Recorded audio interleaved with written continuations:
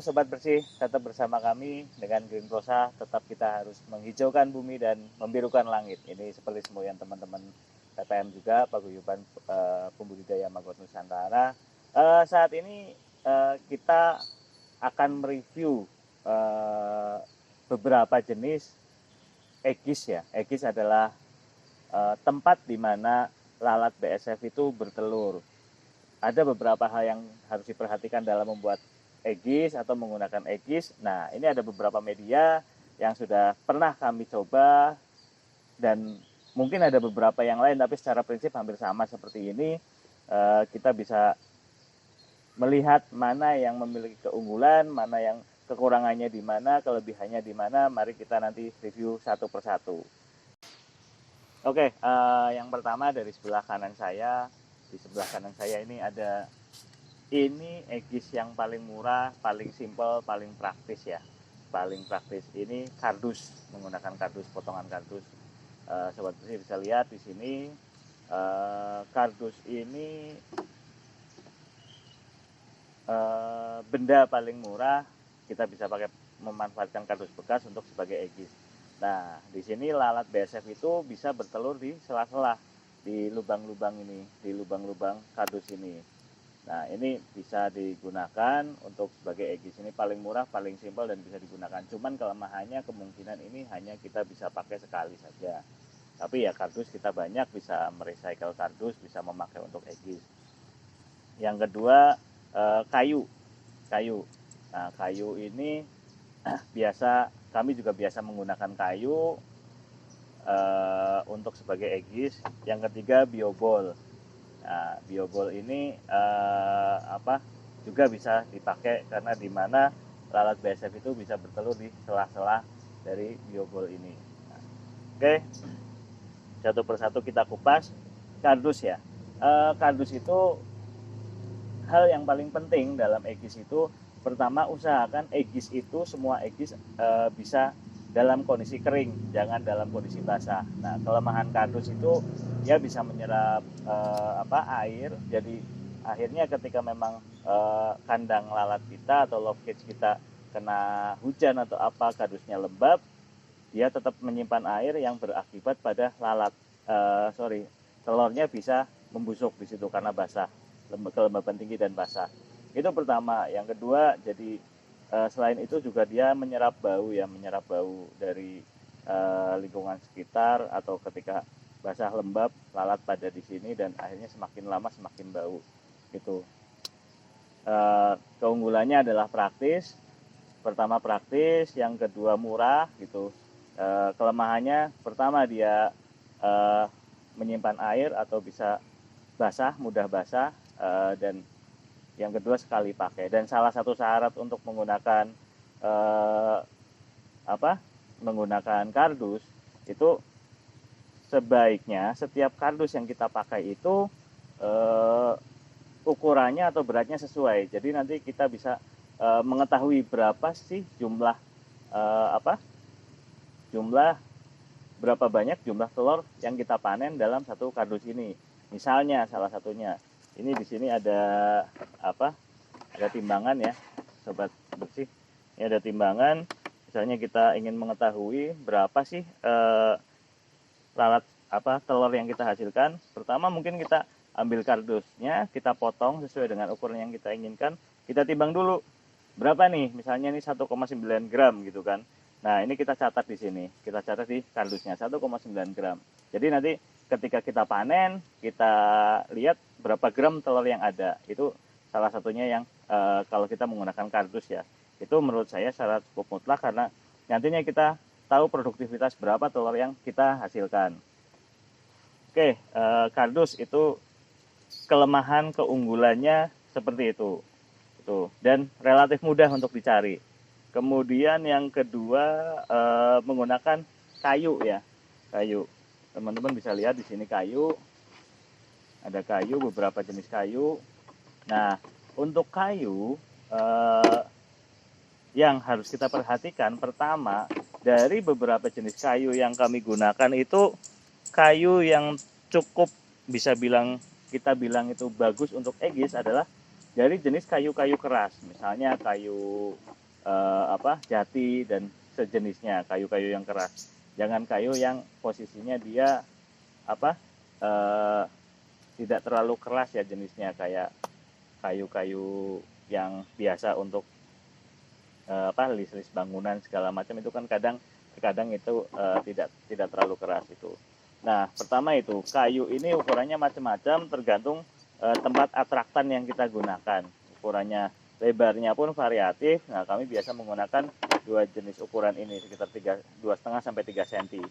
Itu yang kami gunakan. Nah, dengan kayu ini karena lalat itu bertelur di celah-celahnya, di celah-celah antar kayu, yang harus kita perhatikan adalah adanya spacer atau sesuatu hal yang bisa membuat tumpukan antar kayu ini ada jedanya, ada space-nya.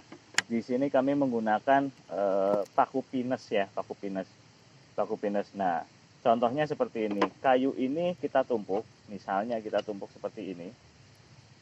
Kita tumpuklah bagaimana sebaiknya itu spacer ini kita gunakan agar ada celah di sini, karena disinilah lalat itu akan bertelur di sela-sela ini. Nanti kita akan juga review hasil panenan kita menggunakan egis yang kayu, karena kami semuanya green process menggunakan kayu.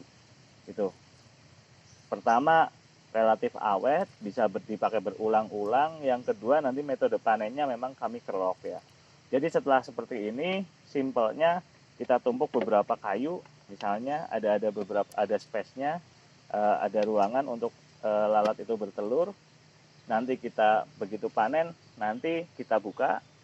Nah, telur akan ada di sini. Kita kerok menggunakan cutter atau pisau yang tajam. Itu kayu yang kita pakai.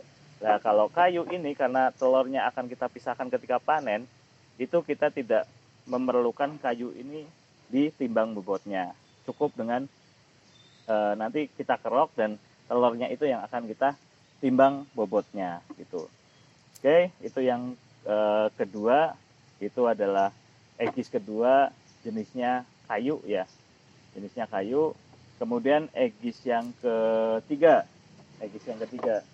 Di sini egis yang ketiga jenisnya disebutnya, kalau nggak salah ya, disebut itu biobol, bola bio ya, biobol ini.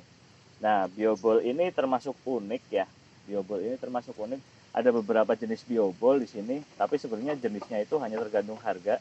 Kami sudah menggunakan beberapa biobol.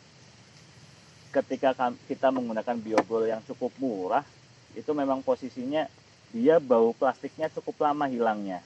Jadi kita pernah coba sampai kita berkali-kali masuk ke kandang lalat, di biobol ini sama sekali belum terisi oleh telur. Sampai yang paling murah itu. Nah, ini akhirnya kita sampai rendam di atraktan pun dia masih berbau plastik. Disitulah permasalahan di biobol ketika biobol yang murah ya. Jadi hampir 3 bulan lebih belum bisa dipakai untuk bertelur. 2 bulan lah kurang lebih, itu belum bertelur. Bulan ketiga baru ada telurnya, itu pun sedikit. Nah, kelemahannya di situ. Mungkin kalau rekan sobat bersih akan menggunakan biobol, saya sarankan untuk mencari biobol yang cukup bagus ya dari segi material. Itu permasalahan di biobol. Pertama itu. Yang kedua, biobol ini memang bisa digunakan berkali-kali, karena memang dia dicetak ya industrial, bisa digunakan berkali-kali. Itu juga bisa menghemat operasional kita. Itu yang kedua. Yang ketiga, keunggulannya biobol karena dia dicetak pabrikan, secara berat dia otomatis sudah seragam, rata-rata seragam. Bedanya 0,1 sampai 0,2 gram. Tapi overall rata-rata biobol ini seragam gitu. Nah, di sini sama metodenya. Karena di biobol ini kita tidak bisa mengerok telurnya, tidak bisa dikerok. Nah, metodenya setelah kita panen, kita timbang. Misalnya ini sobat bersih ya. Kita pertama itu kita harus cari tahu dulu berapa sih bobotnya si biobol. Pertama. Nah, misalnya kita timbang dulu berapa. Di sini kita tahu 4,5 gram. Nah, setelah ada telurnya di sini, di dalam ini, kita timbang lagi berapa beratnya. Nah, disitulah jumlah telur yang ada di dalam biobol. Nah, itu kalau kita menggunakan biobol. Cuma memang terkadang kesulitan di biobol waktu menaruh di atraktan. Kita kadang pakai kayak semacam lidi, kita masukkan di sela-sela ini, kita taruh di atas atraktan, atau kita taruh di sela-sela kayu seperti ini. Nah, cuman terkadang terlalu banyak lalat dia juga bisa menggelinding. Jadi kami lebih prefer benang atau apa ditaruh di sini, di sela-sela ini. Itu ketika kita menggunakan biobol. Kemudian selanjutnya biobol ini juga cukup sulit untuk membersihkan karena celah-celahnya itu terlalu rapat ya di dalam seperti ini. Ini agak sulit untuk membersihkan, harus detail, betul-betul detail untuk kita bersihkan, disikat gitu. Itu biobol, entah bisa jadi kelemahan atau kelebihannya. Yang pasti pengalaman kami menggunakan biobol seperti itu. Kami pernah menggunakan yang pertama itu kardus ya, kita coba menggunakan kardus. Yang kedua kayu, yang sampai sekarang masih kami gunakan. Kita menggunakan kayu ini masih sampai sekarang masih kami gunakan kayu ini karena relatif lebih mudah untuk menakar telurnya. Terus yang ketiga, kita pernah juga menggunakan biobol ini.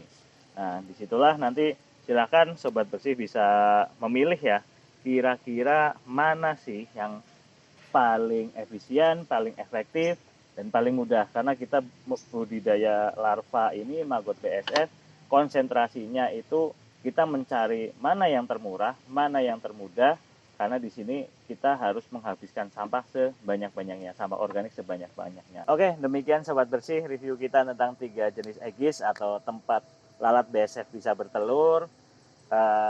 Silakan Sobat Bersih bisa memilih dari ketiga jenis material ini mana yang paling efisien, mana yang paling efektif, dari yang setelah kami sudah gunakan, mana yang ekonomis juga. Sobat Bersih bisa memilih, dan apabila memang ini hal yang bermanfaat, silahkan rekan-rekan bisa membagikan kebaikan atau materi ini secara gratis ke rekan-rekan yang lain. Apabila ada hal yang ingin ditanyakan, silahkan komen di kolom komentar. Dan jangan lupa juga untuk hal-hal menarik lainnya, kami juga ingin berkonsentrasi untuk bisa membagikan ilmu yang bermanfaat buat rekan-rekan semua. Jadi jangan lupa subscribe channel kami juga. Jangan lupa share ke rekan-rekan yang lain apabila dianggap bermanfaat. Oke, terima kasih. Tetap hijaukan bumi dan birukan langit. Tetap jaga kebersihan. Salam sehat, salam bersih untuk semua rekan Sobat Bersih. Bye-bye.